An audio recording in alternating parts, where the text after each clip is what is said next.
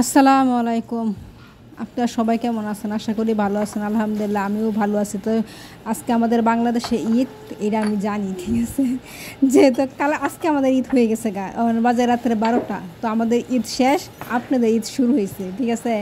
তো বাংলাদেশের প্রত্যেকটা মানুষকে, ছোট বড় যে যেখানে আছেন সবাইকে ঈদ মুবারক, ঠিক আছে? তো ঈদ থাকলেও তো আমি কাজ করি, আমি তো বলছি আগে যে আমি ঈদ থাকলেও কাজ করি।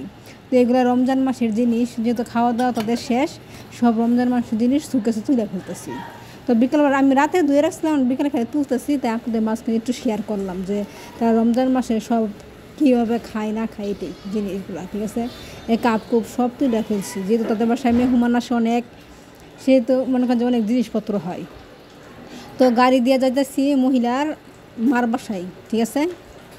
দেখা যাক ওইখানে গিয়ে কী দেখাতে পারি। ওইখানে হয়তো বা অল্প কিছু দেখাতে পারবো, যেহেতু অন্যের বাসায় এখানে এত কিছু দেখানো এলাও নাই, ঠিক না? যতটুকু পারবো এতটুকু দেখাবো ইনশাল্লাহ। তো আপনারা ভালো মতন ঈদ করেন সবাই, এটাই চাই, ঠিক আছে? আর কমেন্টে অবশ্যই ঈদ মুবারক জানাবেন, আর আমিও ইনশাল্লাহ আপনাদেরকে জানাবো।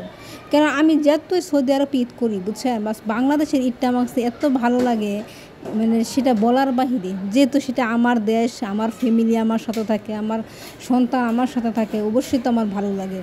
অবশ্য আমি আমার সন্তানের সাথে ঈদ করছিলাম যখন আমার সন্তানের বয়স ছিল মাত্র 1 বছর।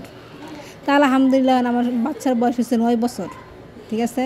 তো অনেক দিন ধরে সৌদি আরবে আসি। তো সবাই আমার বাচ্চার জন্য দোয়া করবেন, আমার জন্য দোয়া করবেন, ভালো থাকেন।